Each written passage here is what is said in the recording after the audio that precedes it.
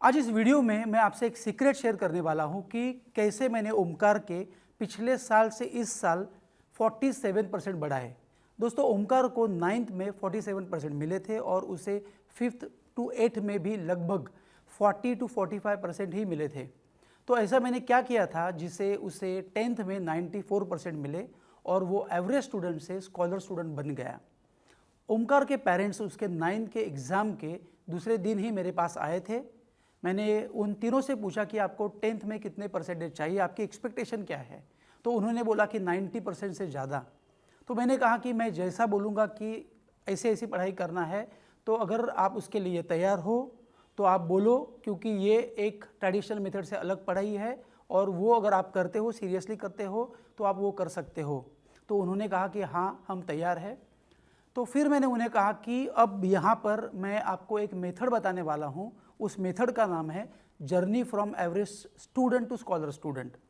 ओमकार के पापा जज थे और उनके पास उसकी पढ़ाई में ध्यान देने के लिए ज़रा भी समय नहीं था, और मम्मी हाउसवाइफ थी जिसे उसकी पढ़ाई में कुछ भी समझ में नहीं आता था। मतलब दोनों भी इस नई परसेंटेज बढ़ाने वाली स्टडी मेथड में मेरे ज़्यादा कुछ काम के नहीं थे। तब पहले मैंने उन्हें कई एजुकेशनल फैक्ट्स बताकर सीरियस किया और सिर्फ 2 महीने तक इस नई मेथड पर 100% ट्रस्ट रखने के लिए बोला। अगर आप पेरेंट्स हो या किसी कोचिंग क्लास के ओनर या टीचर हो या किसी स्कूल के प्रिंसिपल, ट्रस्टी या टीचर हो, तो इस वीडियो में बताई हुई tried and tested study method जो मैं बहुत सालों से यूज़ कर रहा हूँ, जो मैंने 35,000 से ज़्यादा एवरेज स्टूडेंट पर इम्प्लीमेंट करी है, और उसे अगर आप भी इम्प्लीमेंट करते हो तो आप भी सिर्फ 2 महीने में कितने भी एवरेज स्टूडेंट्स को स्कॉलर स्टूडेंट्स बना सकते हो। लेकिन उसके लिए कि आपको भी इस नई मेथड पर 100% ट्रस्ट रखकर, सीरियसली होकर इसे इम्प्लीमेंट करना होगा। मैंने उन्हें इस मेथड के 3 स्टेप्स बताए। First step, fact about percentage of all students, कि सभी जो स्टूडेंट हैं उनके परसेंटेज के बारे में फैक्ट क्या है। सेकेंड स्टेप, कि current study pattern of all board, उनका करंट स्टडी पैटर्न क्या है। And third step, action plan for Omkar, Omkar के लिए क्या एक्शन प्लान मैंने बनाया था और वो भी आप इम्प्लीमेंट कर सकते हो।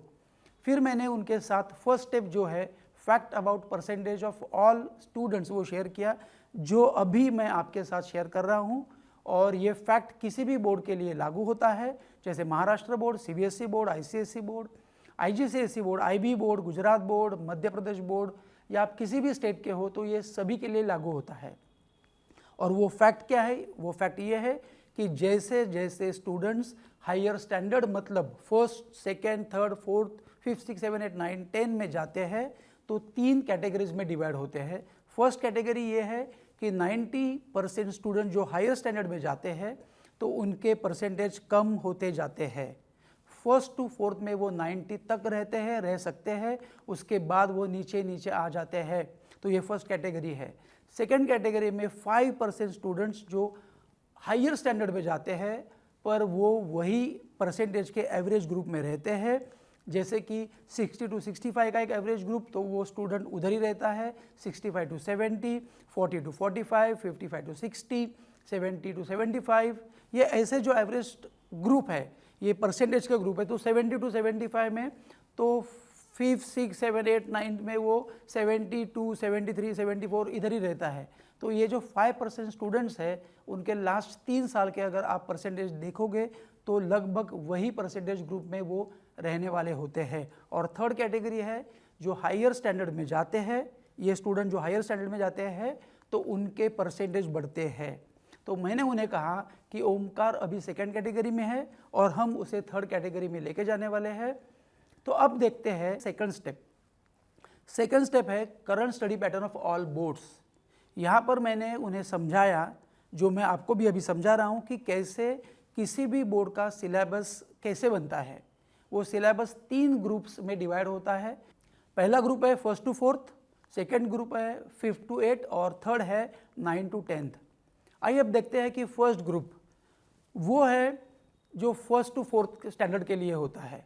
जब किसी भी बोर्ड का फर्स्ट टू फोर्थ का सिलेबस डिज़ाइन होता है तो उसमें सिर्फ हर सब्जेक्ट की इंट्रोडक्शन होती है। साइंस की इंट्रोडक्शन, मैथ्स की इंट्रोडक्शन, ज्योग्राफी की इंट्रोडक्शन, लैंग्वेजेस की इंट्रोडक्शन, छोटी छोटी इंट्रोडक्शन। यहाँ पर स्टूडेंट्स को बाय हार्टिंग भी करनी पड़ती है। फॉर एग्जांपल यहाँ पे टेबल होते हैं तो वो बाय हार्ट करते हैं, यहाँ पे स्पेलिंग बाय हार्ट करते हैं, छोटे छोटे नंबर्स को डिवाइड करना, मल्टीप्लिकेशन करना, एडिशन, सब्ट्रैक्शन, ये छोटे छोटे मैथ्स के सम होते हैं। तो यहाँ पे इस स्टेज को कहते हैं इंट्रोडक्शन स्टेज। यहाँ पर स्टूडेंट्स बहुत बार बाय हार्टिंग करते हैं। उसके बाद आता है सेकेंड ग्रुप, जिसमें 5th to 8th स्टैंडर्ड का सिलेबस आता है। जब 5th to 8th स्टैंडर्ड का सिलेबस डिज़ाइन होता है तो उसे बेसिक कंसेप्ट सिलेबस कहते हैं। मतलब मैथ्स में सब फॉर्मूला वहाँ पे होते हैं 5th to 8th में। साइंस में भी सभी बेसिक कंसेप्ट होती है, जैसे कि साइंस में व्हाट इज़ एटम। तो 6th स्टैंडर्ड में स्टेट बोर्ड में 11th चैप्टर का नाम है वर्क एंड एनर्जी, और उसमें एक सब टॉपिक है एटॉमिक एनर्जी। फिर 8th में है चैप्टर नंबर 5, उसमें है इनसाइड द एटम, और उसमें सब टॉपिक है एटॉमिक स्ट्रक्चर। और 9th स्टेट बोर्ड में है 4th chapter measurement of matter, और उसमें सब टॉपिक है the mass of an atom. फिर 10th में स्टेट बोर्ड में एक चैप्टर आता है, वो सेकेंड चैप्टर है, उसका नाम है पीरियोडिक क्लासिफिकेशन ऑफ एलिमेंट्स, और उसमें सब टॉपिक है, उसका नाम है एटॉमिक साइज। 5th CBSE में 12 चैप्टर है, उसका नाम है मैटर एंड मटेरियल्स, और उसमें सब टॉपिक है एटम्स। 9th CBSE में 3rd चैप्टर है, उसका नाम है atoms and molecules. 9th CBSE में है 4th chapter structure of the atom. 10th CBSE में 5th चैप्टर है पीरियोडिक क्लासिफिकेशन ऑफ एलिमेंट्स, उसका सब टॉपिक है atomic size. So 5th to 8th के मैथ्स में 300 तक अप्रॉक्सीमेटली फॉर्मूले है, जिसमें रूट के फॉर्मूले है, जिसमें ब्रैकेट के फॉर्मूले है, जिसमें प्लस माइनस के फॉर्मूले है। सभी फॉर्मूले 5th to 8th में होते हैं। वैसे ही लैंग्वेजेस में ग्रामर होता है, टेंसेस होते हैं, जिससे कंस्ट्रक्शन ऑफ सेंटेंस बच्चों का अच्छा होता है। और उसके बाद 9th और 10th में उस बेसिक कंसेप्ट के ऊपर जो टफ क्वेश्चंस आते हैं तो उसका सिलेबस बनता है, ये उन्हें होता है। यहाँ पर स्टूडेंट को 1st to 4th के स्टडी मेथड मतलब बाय हार्टिंग की हैबिट हो सकती है। 5th to 8th में या 9th 10th में बच्चे बाय हार्टिंग करने लगते हैं, वो काफ़ी बहुत गलत है, क्योंकि 1st to 4th में वो लोग बाय हार्टिंग करते हैं और यही स्टडी मेथड वो कंटिन्यू करते हैं। यहाँ पर मतलब 5th to 8th में उन्हें बाय हार्टिंग की ज़रूरत नहीं होती है, उन्हें basic concept 5th to 8th में बेसिक कंसेप्ट के अंडरस्टैंडिंग की ज़रूरत होती है। जैसे कि मैथ्स के फॉर्मूले उन्हें समझना बहुत इम्पॉर्टेंट होता है, और ना कि उन्हें बाय हार्ट करना।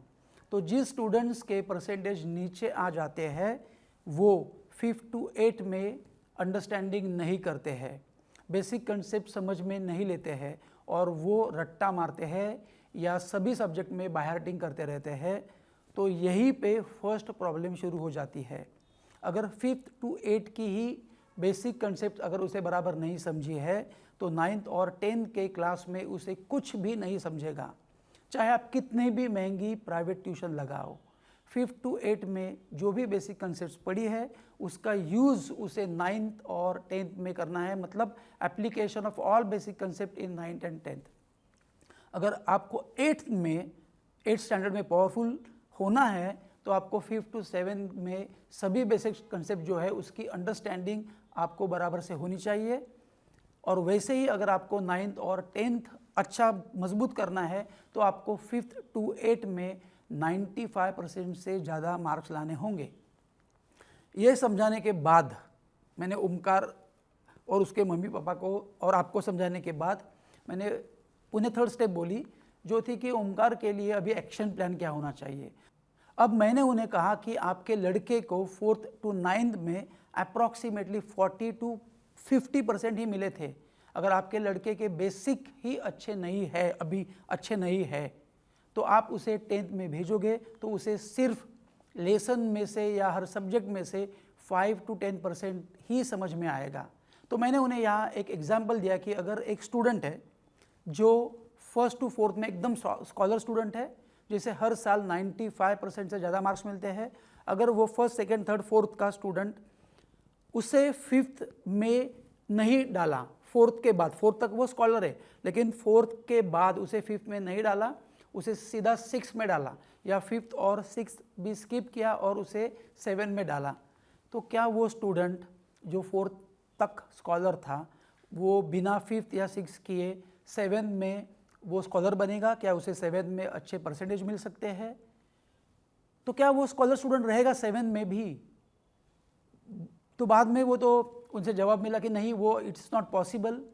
तो अगर उसे 5th का या 6th का कुछ भी मालूम नहीं है तो उसे 7 कुछ भी नहीं समझेगा। वैसे ही आपका लड़का 5th से 9 में आया है तो 40 to 50% की रेंज में वो था। इसका मतलब उसे हर स्टैंडर्ड में 50 to 60% ही समझा है या 50 to 60% नहीं समझा है, और वही बिना अंडरस्टैंडिंग के, वही बिना समझ के वो 9th में आया है और वो अभी 10 में आया है।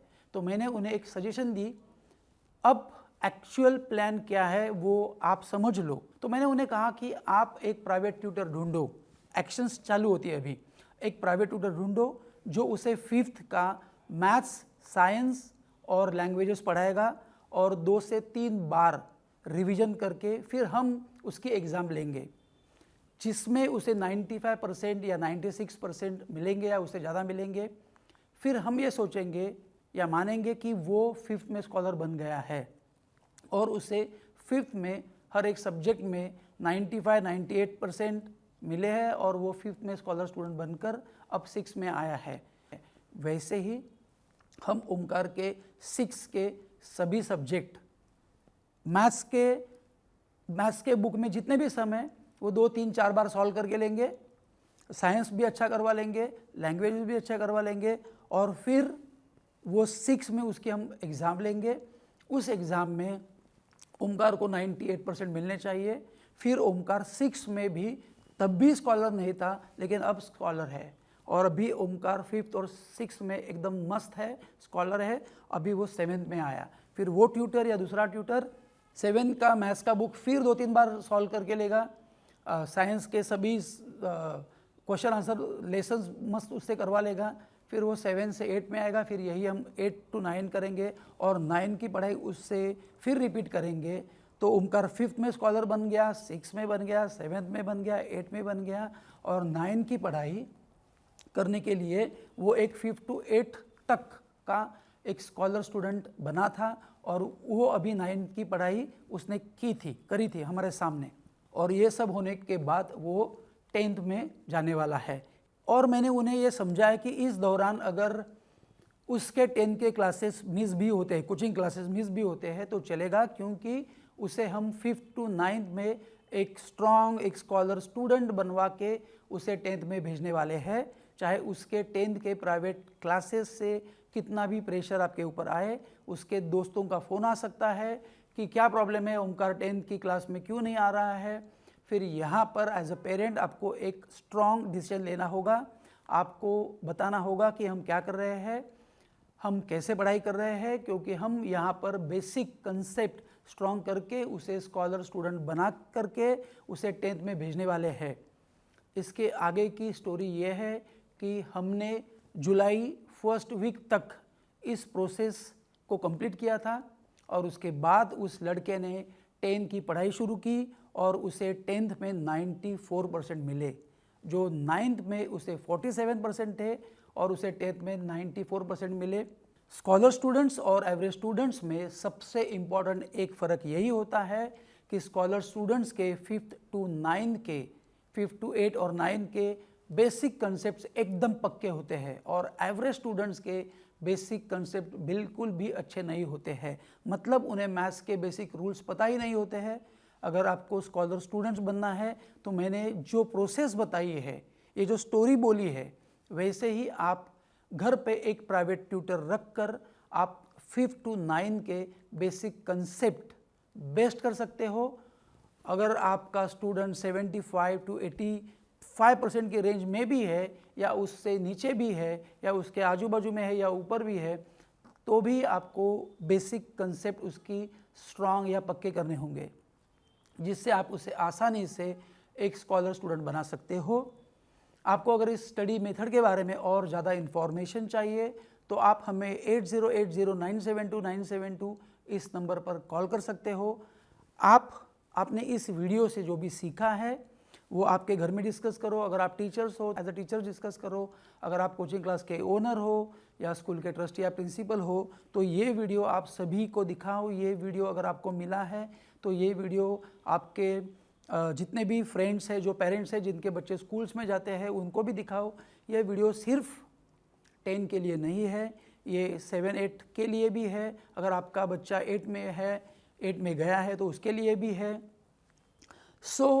आप अगर बेसिक कंसेप्ट अच्छे करते हो तो आप आपके बच्चों को एकदम स्कॉलर स्टूडेंट बना सकते हो। अगर आपको ये वीडियो पसंद आया है तो आप इस वीडियो को लाइक और शेयर ज़रूर करें। मेरे चैनल को सब्सक्राइब करें ताकि मेरे अच्छे आने वाले फ्री वीडियोस आपको मिलते रहेंगे। And thank you very much for watching this video. I wish you all the best. Bye bye, take care.